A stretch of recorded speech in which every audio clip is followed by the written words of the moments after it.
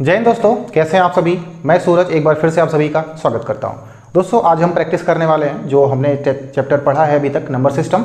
तो number system से संबंधित जितने भी प्रश्न हैं जो एग्जाम्स में पूछे गए हैं और आने वाले एग्जाम्स में पूछे जाने की संभावनाएं हैं, तो उनको हम यहाँ पर करने वाले हैं। ठीक है, बहुत ही अच्छे अच्छे क्वेश्चंस मैं आपके लिए लेकर के आया हूँ और जितने भी प्रश्न हैं वो उनका जो डाटा है वो ये मत समझिएगा कि मैंने खुद से सेट किया हुआ है ताकि वो प्रश्न आसान बन जाए, ऐसा बिल्कुल नहीं है। वो सभी प्रश्न किसी ना किसी एग्जाम्स में पूछे गए हैं। ठीक है, तो उन्हीं प्रश्नों को मैं लेकर के आया हूँ, जिसमें कुछ प्रश्न यूपीपी कांस्टेबल के और जो हमारा एसएससी जीडी है वहाँ के भी प्रश्न यहाँ पर हैं।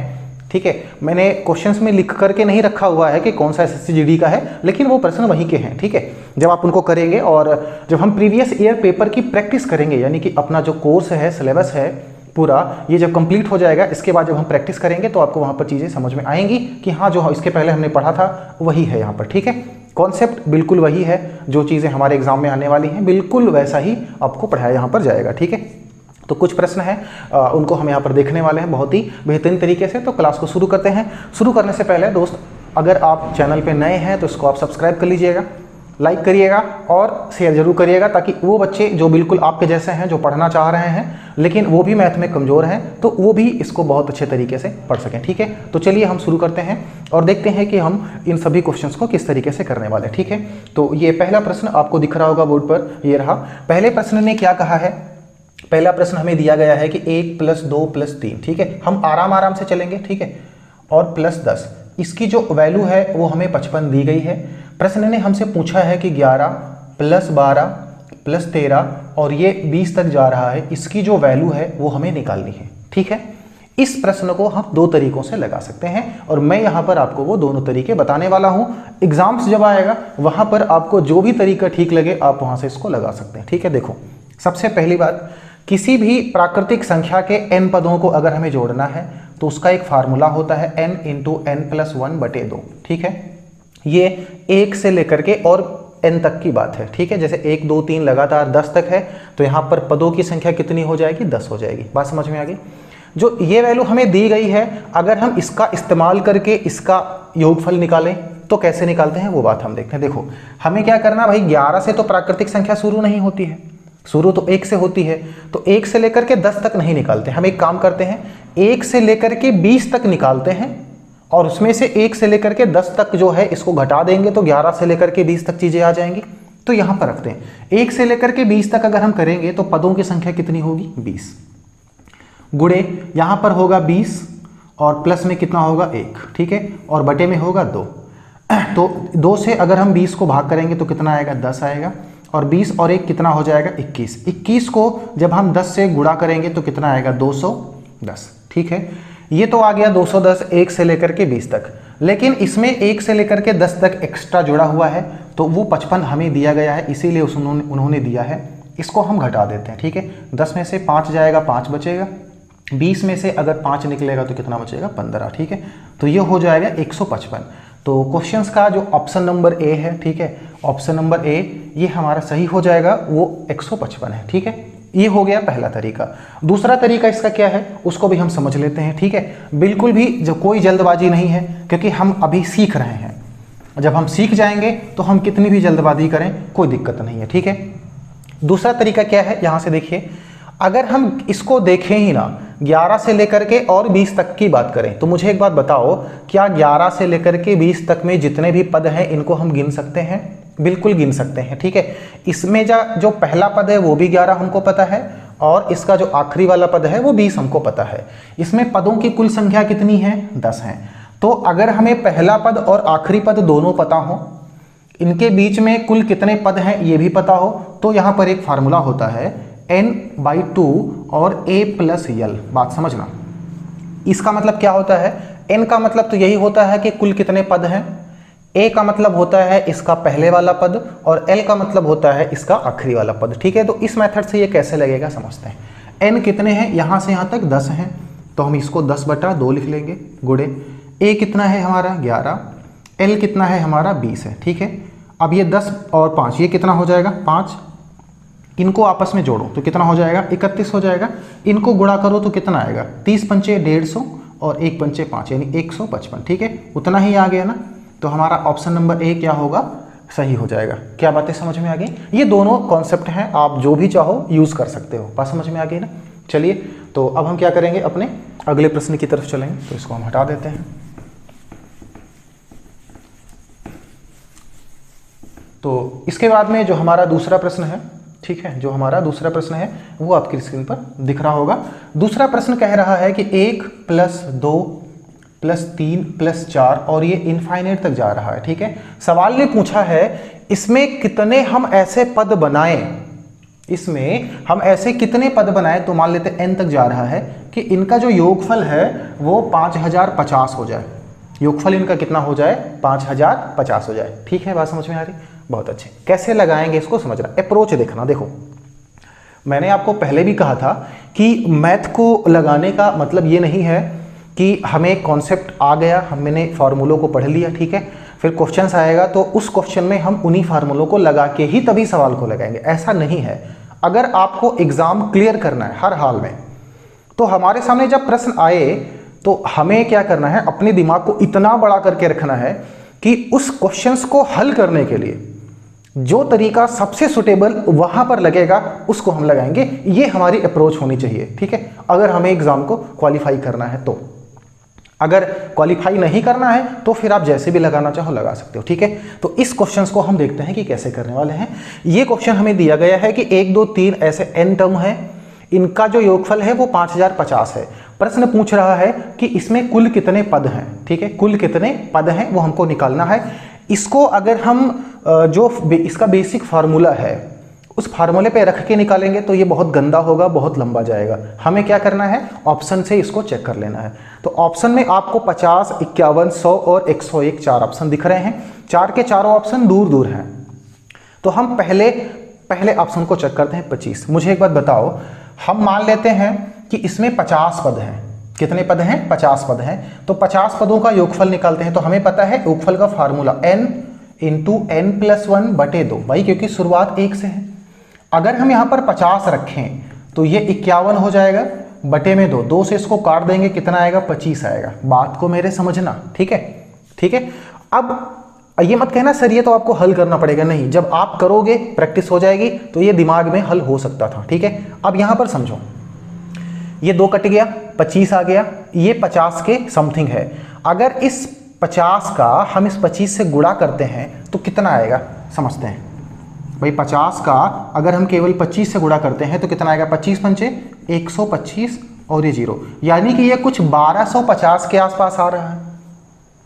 ये 25 का अगर हम 51 से गुणा करते हैं तो हमने 50 से गुणा कर लिया, क्योंकि हमको तो ऑप्शन चेक करना है कि वेरीफाई हो रहा है कि नहीं हो रहा है। तो ये 1250 के आसपास आ रहा है, 25 पंचे 125 और 0।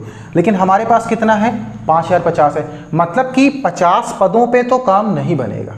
तो अगर 50 पे काम नहीं बनेगा तो भैया 51 पे भी काम नहीं बनेगा। ठीक है, तो हम सीधे चेक करते हैं 100 पदों को। किसको चेक करते हैं? 100, ऑप्शन नंबर सी को। तो यहां पर हम क्या रखेंगे? 100 रखेंगे। तो ये हो जाएगा 101 बटे में आएगा 2। ठीक है, 2 से इसको काट देंगे, कितना होगा? 50। और 50 को हम गुणा करते हैं 101 से तो कितना हो जाएगा? देखो, 5 एकम 5, 0, 5 एकम 5 और ये वाला 0 आ गया। तो यानी हमारा जो ऑप्शन नंबर सी है 100, ये क्या हो जाएगा? बिल्कुल सही हो जाएगा। बात समझ में आ गई? कितना आसान था। ये अप्रोच आपकी होनी चाहिए। ठीक है, मैं यही चीज़ आपके दिमाग में देखना चाहता हूं और यही चीज़ मैं आपको सिखाना चाहता हूं। ठीक है, मैंने जितना भी अभी तक पढ़ा है और जितना भी मैंने पढ़ाया है अब तक, ठीक है, वो सारी चीज़ें मैं आपको देना चाहता हूं कि किस तरीके से आप भी वो अप्रोच करें ताकि आप भी सक्सेस हो सकें। ठीक है ना? तो चलिए हम चलते हैं अपने अगले क्वेश्चन पे। तो अगला क्वेश्चन ये रहा। अगला प्रश्न कह रहा है कि यदि 7 क्रमिक सम पूर्णांकों का योग 140 है। बात समझना, 7 क्रमिक सम पूर्णांकों का योग 140 है तो इनमें सबसे बड़ा सम पूर्णांक क्या है? बात समझो, 7 संख्याएं हैं लेकिन वो क्रम से हैं, मतलब एक 14 है तो एक 16 है, फिर एक 18 है, फिर एक 20 है, ऐसे करके। ठीक है, तो इसको पहले 7 से भाग कर दो तो कितना आएगा? 20 आएगा। बात समझना, 7 संख्या 1 2 3 4 5 6 7 ऐसे 7 हैं। जब हम इसको 7 से भाग करेंगे तो हमको इसका एवरेज मिलेगा, यानी बीच वाला मिलेगा। 3 इधर के छोड़ दो, 3 इधर के छोड़ दो, यानी ये होगा 20। अब उसने क्या पूछा कि सबसे बड़ा पूर्णांक क्या है, तो यानी इधर बड़े की तरफ जाएंगे तो 20 के बाद में अगला क्या आएगा भैया, 22 आएगा, फिर 24 आएगा और फिर क्या आएगा, 26। अगर हम पहले की तरफ जाएं, अगर हम इसके पहले की तरफ जाएं, ठीक है, ये है, ठीक है, तो 20 से छोटा क्या होगा, 18, 18 से छोटा क्या होगा, 16, और 16 से छोटा क्या होगा, 14, ठीक है। देखो 7 है, 1 2 3 4 5 6 7, बात समझ में आ गई। सबसे छोटा 14 और सबसे बड़ा क्या है, 26। 26 आपका option number C, option number C क्या है, 26 बिल्कुल सही हो जाएगा। बात समझ में आ गई ना, बिल्कुल यही होना है, ठीक है। चलिए इसको हटा देते हैं। अगर किसी को समझ में नहीं आता है कोई भी क्वेश्चन, ठीक है, तो आप कमेंट जरूर करिएगा, अगली क्लास में मैं उसको जरूर बताऊंगा, ठीक है। तो ये हो गया। इसके बाद में हम अपने अगले प्रश्न पे चलते हैं। अगला प्रश्न ये रहा। अगला प्रश्न कह रहा है कि यदि 7 क्रमिक पूर्णांकों का योग, देखो इसके पहले वाले में सम था, यहाँ पर सम की बात नहीं हो रही। उसने कहा यदि 7 क्रमिक पूर्णांकों का योगफल 133 है तो इनमें सबसे छोटा पूर्णांक क्या है। एक सेकेंड, इसमें कुछ करेक्शन है शायद। यदि 7 क्रमिक विषम पूर्णांकों का योग, ठीक है, यदि 7 क्रमिक विषम पूर्णांकों का योग 133 है, समझो 7 ही है लेकिन यहाँ पर संख्याएं क्या है, विषम है, ठीक है। तो कुछ नहीं करना, हमें वही करना है, 7 से इसको भाग करो, 7 एक कम 7 और 7 नवा 63, ठीक है। 7 ही है तो 3 इधर हो जाएंगे और 3 इधर हो जाएंगे। ये कौन है, ये 19 है। ये कौन है, ये 19 है। तो हमें क्या चाहिए, सबसे छोटा चाहिए। 19 से छोटा कौन होगा, 17, 17 से छोटा कौन होगा, 15, और 15 से छोटा कौन होगा, 13। तो सबसे छोटा विषम पूर्णांक कौन है, 13, ठीक है। और ऑप्शन नंबर कौन सा है, डी, ऑप्शन नंबर डी 13, ठीक है। ये बिल्कुल क्या हो जाएगा, करेक्ट हो जाएगा, ठीक है। यहाँ पर 7 क्रमिक विषम पूर्णांक की बात हो रही है। बात समझ में आ गई। थोड़ा सा मिसप्रिंट है, टाइपिंग वाली तो एरर होती रहती है, ठीक है, वो थोड़ा सा समझना है। चलिए तो इसके बाद में फिर हम आगे चलते हैं। अगला क्वेश्चन बहुत अच्छा है। क्वेश्चन ये रहा। क्वेश्चन कह रहा है कि 3 से विभाजित होने वाली 3 क्रमागत प्राकृतिक संख्याओं का योग 72 है। बातों को समझना पहले, ठीक है। संख्याएं जो हैं वो 3 से विभाजित हो रही हैं, लेकिन वो प्राकृतिक संख्याएं हैं और वो क्रमागत भी हैं, यानी कि वो लाइन से हैं, लेकिन वो 3 से विभाजित भी हो रही हैं। उनका जो योगफल है वो कितना है, 72 है। चलिए 72 है और वो सभी 3 से विभाजित हो रही हैं, तो 3 से इनको, पहली बात 3 संख्याएं हैं। कितनी संख्याएं हैं, 3 संख्याएं हैं, तो 3 से भी इसको मार देते हैं, तो कितना आएगा, 24। यानी कि जो बीच वाली संख्या है भैया वो तो 24 है। अब एक संख्या इसके पहले है और एक संख्या इसके बाद में है। मुझे बताओ 24 के बाद में तो आएगा 25, क्योंकि क्रमागत की बात हो रही है तो 25 आएगा। लेकिन क्रमागत में एक कंडीशन और है, और वो कंडीशन ए है कि वो संख्या 3 से कटनी भी चाहिए। तो 24 के बाद में ऐसी कौन सी संख्या है जो कटेगी, तो 27। और 24 के पहले ऐसी कौन सी संख्या है जो कटेगी, तो वो है 21, ठीक है। तो यही वो 3 संख्याएं हैं।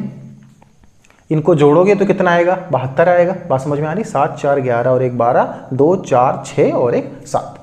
तो ये वो संख्याएं हैं। प्रश्न पूछ क्या रहा था, इनमें सबसे बड़ी संख्या, तो सबसे बड़ी संख्या कौन सी भैया, 27। सबसे बड़ी संख्या कौन सी है, 27। ऑप्शन नंबर सी आपका क्या होगा, करेक्ट हो जाएगा, ठीक है भैया। चलिए आगे देखते हैं हम।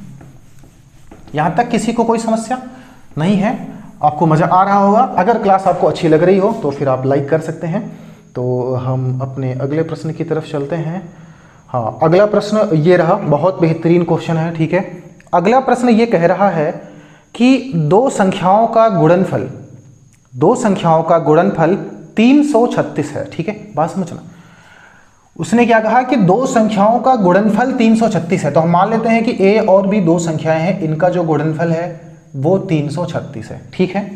फिर उन्होंने क्या कहा, उनका योग, इनका जो योग है वो उनके अंतर से 28 अधिक है, और ये इनका अंतर हो जाएगा। यानी इनका जो योगफल है वो उनके अंतर से ये 28 ज्यादा है। यानी अगर इसमें हम 28 प्लस कर दें तो ये दोनों चीजें क्या हो जाएंगी, बराबर हो जाएंगी। बातों को समझना। अब यहां पर क्या अप्रोच होनी चाहिए, आप मुझे सही बताना। क्या इनको हम आपस में हल करें, और हल करने के बाद में ए और बी की वैल्यू निकालें या ए की वैल्यू निकालें, उसको यहां पे रखें, फिर बी की वैल्यू निकालें। अगर यही करना है तो मैथ पढ़ने से फायदा क्या है? यहां पर इसको हम ऑप्शन से उड़ा देंगे, ठीक है। आप पहला ऑप्शन देखो, पहला ऑप्शन क्या दिया गया हमें, 42 और 8। पहला ऑप्शन में क्या दिया गया, 42 और 8। सबसे पहले इनको गुणा करो, देखो 336 आता है कि नहीं आता है। तो 8 दूनी 16, 8 चौको 32 और 1 33 आ रहा है। फिर इस पे इसको वेरीफाई करा लो। प्रश्न ने क्या कहा था, इन दोनों का जो योगफल है तो 42 और 8 कितना हो जाएगा, 50। इनका जो अंतर है तो 42 में से 8 घटा दोगे तो कितना आएगा, 34। क्या 34 से ये 28 ज्यादा है? नहीं। तो यानी कि ये वाला ऑप्शन हो ही नहीं सकता। पहला ऑप्शन खत्म हो गया। बात करते हैं दूसरे ऑप्शन पे। दूसरा वाला ऑप्शन कितना है, 24,14। पहले देख लेते हैं ये वाली बात। 24 में से 14 निकलेगा तो कितना बचेगा, 10। और 24 और 14 को अगर जोड़ोगे तो कितना हो जाएगा, 8 और 2 1 3 38। क्या ये 10 से ये 28 ज्यादा है? बिल्कुल ज्यादा है। 10 में 28 प्लस करेंगे तो 38 हो जाएगा। यानी ये वाली कंडीशन हो चुकी है सही। देख लेते हैं गुणा करेंगे तो इतना आएगा कि नहीं आएगा। तो 14 चौके 56 और 14 दूना 28 और 5 33। मतलब ये वाला ऑप्शन नंबर बी क्या है, करेक्ट है। ये करना था हमको। हमें कैलकुलेशन करने से बचना है एग्जाम में, ठीक है। क्योंकि ज़्यादा हार्ड कैलकुलेशन होगा, दिमाग पे प्रेशर पड़ेगा और दिमाग को ऐसा लगेगा कि ये गलत चीज़ है, ये नहीं होना चाहिए। फिर जो प्रश्न सही होने वाला होगा ना, उसको भी वो गलत करेगा। तो ऐसा आपको बिल्कुल नहीं करना है, समझ गए ना। और अगर आप मुझसे जुड़े रहेंगे तो ऐसा हम बिल्कुल होने नहीं देंगे कि आपके दिमाग पे प्रेशर पड़े। क्योंकि आपको मैं इतना सिखा दूंगा कि जब भी एग्जाम में आप जाएंगे तो सबसे पहले मैथ को ही खोलेंगे और कहेंगे कहाँ है मैथ, हम करने वाले उसको, ठीक है। अगला प्रश्न देखिए, उन 3 क्रमागत संख्याओं का गुणनफल कितना होगा जिनका योगफल 15 है। बातों को समझना। प्रश्न ने क्या कहा कि उन 3 क्रमागत संख्याओं का गुणनफल कितना होगा जिनका योगफल 15 है। यानी संख्याएं 3 हैं और तीनों लाइन से हैं। 3 संख्याएं हैं, तीनों लाइन से हैं। तो पहले तो इसको भाग कर दो 5, यानी ये 5 होगा, एक इससे बड़ी होगी 6 और एक इससे छोटी होगी 4। ये 3 संख्याएं हैं। इनका योगफल कितना है, 15 है। प्रश्न क्या पूछ रहा है, इनका गुणनफल। गुणा कर लो भैया, 5 चौके 20 छक्का 120। तो 120 आपका कौन सा ऑप्शन है, ऑप्शन नंबर ए क्या होगा, करेक्ट हो जाएगा। ऑप्शन नंबर ए आपका करेक्ट हो जाएगा। ठीक है भैया, चलिए अगले प्रश्न की तरफ हम चल देते हैं। कोई समस्या? ठीक है, मस्ती से हम लोग पढ़ते रहेंगे। तो इसके बाद में हम देखते हैं अपना अगला क्वेश्चन। तो अगला क्वेश्चन ये रहा। अगला प्रश्न है कि यदि कोई संख्या 31 से उतनी बड़ी है जितनी वह 75 से छोटी है। बहुत बेहतरीन। प्रश्न ने क्या कहा, कोई संख्या है जो 31 से उतनी बड़ी है जितनी कि वो 75 से छोटी है। बात को समझना। हम मान लेते हैं कि वो संख्या x है। तो x जो है वो 31 से बड़ी है। कितनी बड़ी है मुझे नहीं पता, तो x से 31 को हटा दो। और ये x से कितनी बड़ी है पता है, उतनी बड़ी है जितनी कि वो 75 से छोटी है। तो 75 से कितनी छोटी है, 75 से x को घटा दो, पता चल जाएगा। अब क्या करना है, x को इधर ले आओ, वो उधर माइनस में इधर आएगा तो जुड़ करके 2x हो जाएगा। और वो उधर 75 और ये 31 उधर जाएगा, प्लस में हो जाएगा। 5 और 1 6, 7 3 10, 2x बराबर 106। तो x बराबर कितना होगा भैया, 106 बटा 2, 2 पंचे 10, 2 तैया 6, कितना आ गया 53। कौन सा ऑप्शन, ऑप्शन नंबर सी 53 हमें दिया गया है, जो कि बिल्कुल राइट। ठीक है, कोई समस्या नहीं, बहुत आसान। ठीक है, मस्त से एकदम। चलिए अगले प्रश्न पे देखते हैं। ठीक है, अगर किसी को कोई भी डाउट हो तो वो पूछ सकता है। और डाउट नहीं है फिर तो अच्छी बात है। तो हम चलते हैं अपने अगले प्रश्न की तरफ। तो अगला प्रश्न, हाँ अगला प्रश्न ये रहा। ठीक है, बहुत अच्छा सवाल है भी। क्वेश्चन क्या कह रहा है कि यदि 2 संख्याओं का अंतर 3 है तथा उनके वर्गों का अंतर 39 है तो बड़ी संख्या कौन सी है। अब यहां पर मैं आपको एक फार्मूला सबसे पहले समझा दूं। ये फार्मूला आपने पढ़ा होगा, a square minus B square. इसका मतलब होता है a plus B into A minus B, होता है ना। ये क्या है, देखो a और b कोई 2 संख्याएं हैं। ये इन्हीं दोनों संख्याओं के वर्गों का अंतर है भाई। a का वर्ग a स्क्वायर, b का वर्ग b स्क्वायर, बीच में घटा दिया, मतलब इनके वर्गों का अंतर है। तो अगर कहीं ये लिखा हुआ मिले तो उसकी जगह पर हम इसको भी लिख सकते हैं। समझ गए। तो चलिए इसी फार्मूले से हम अपने इस प्रश्न को करते हैं। सवाल ने क्या कहा कि 2 संख्याओं का अंतर 3 है, मतलब a माइनस बी बराबर हमको 3 दिया गया है। फिर उन्होंने कहा कि उनके वर्गों का अंतर 39 है, यानी कि a square minus B square, ये हमको 39 दिया गया है। सवाल पूछ रहा है बड़ी संख्या बताओ। मुझे एक बात बताओ, इसकी जगह पर हम a प्लस बी और a माइनस बी लिख सकते हैं बराबर में 39। a माइनस बी की वैल्यू कितनी है? 3 है। तो हम a प्लस बी बराबर a प्लस बी और गुणे में 3 बराबर 39। 3 उधर जाएगा तो ये हो जाएगा 39/3। इससे को हम काट देंगे तो कितना आएगा? 13। यानी कि इन दोनों को जब हम जोड़ेंगे तो कितना आना चाहिए? 13। ठीक है, अब समझो a प्लस बी की वैल्यू 13 आ गई और a माइनस बी की वैल्यू कितनी है? 3 है। इन दोनों को आपस में हल कर लो। ठीक है, इनको और इनको जब हम जोड़ेंगे, समझो देखो मैं लिख करके आपको बता दूं ताकि आप कोई गलती ना करें। 13, इनको जोड़ो तो ये b कट जाएगा, a और a कितना हो जाएगा? 2a, और ये हो जाएगा 16। तो a की वैल्यू कितनी आएगी भैया? 8। अब मुझे एक बात बताओ, a की वैल्यू 8 आ गई और बड़ी संख्या a ही तो है। क्यों? क्योंकि a से b को घटा रहे हैं, यानी b छोटा है a बड़ा है। प्रश्न पूछ रहा था बड़ी संख्या कौन सी है? बड़ी संख्या 8 है। छोटी संख्या पता करना हो, पता कर लो। कैसे? दोनों में 8 में से कुछ घटा रहे हैं तब तो 3 बचेगा। तो 8 में से कितना घटा दे? 3 बचेगा, 5। यानी छोटी संख्या की वैल्यू कितनी है? 5। तो आपका ऑप्शन कौन सा सही होगा? Option number D is correct. ठीक है, चलिए चीजें समझ में आ रही हैं ना? अगर समझ में आ रही हो तो फिर आप इसको लाइक कर सकते हैं। चलिए आगे हम देखते हैं अपना एक और प्रश्न। ठीक है, अगला प्रश्न है, यदि दो संख्याओं का योग 20 तथा अंतर 8 है तो उनके वर्गों का अंतर याद करो। क्या सवाल दिया?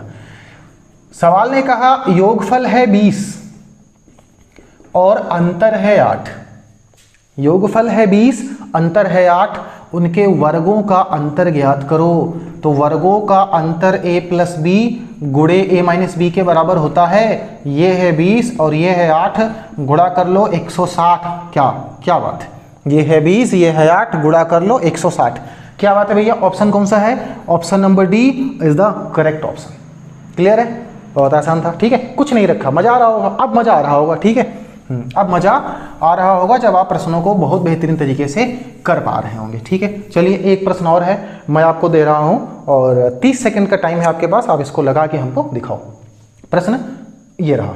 प्रश्न है कि दो संख्याओं का योग 14 है। ठीक है, दो संख्याओं का योग क्या है? 14 है। यानी हम लिख दे रहे हैं a प्लस बी बराबर 14 और अंतर 10 है। अंतर कितना है? 10 है। तो प्रश्न पूछ रहा है तो दोनों संख्याओं का गुणनफल क्या होगा? यदि दो संख्याओं का योग 14 है और अंतर 10 है तो दोनों संख्याओं का गुणनफल क्या होगा? ठीक है, चलो जल्दी से बता दो। 30 सेकंड का टाइम आपके पास है। क्वेश्चन रहा ये।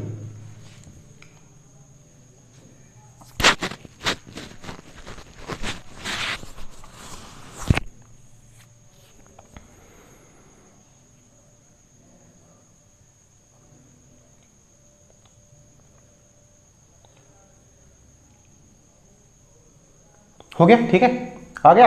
चलो आ गया तो अच्छी बात है, और जिनका नहीं आया उनके लिए हम बता दें प्रश्न ने क्या किया। देखो इसको बहुत आसानी तरीके से हम लगा सकते हैं। कई मेथड हैं। ठीक है, तो सबसे आसान मेथड आपको बताते हैं। दोनों संख्याओं को जब जोड़ेंगे तो कितना आएगा? 14, और जब घटा देंगे तो कितना आएगा? 10। कुछ नहीं करना, जोड़ लो, ये कट जाएगा।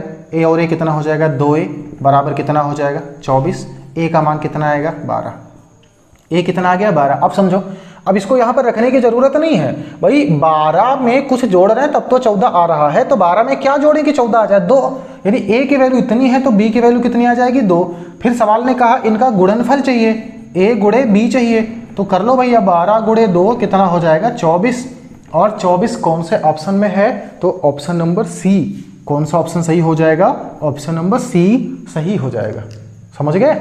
चलिए एक प्रश्न और करते हैं और उसके बाद में अपनी क्लास को हम यहीं पर करेंगे, क्या समाप्त करेंगे, और बाकी क्वेश्चंस को हम करेंगे अपने अगले क्लास में। तो अगला प्रश्न ये रहा।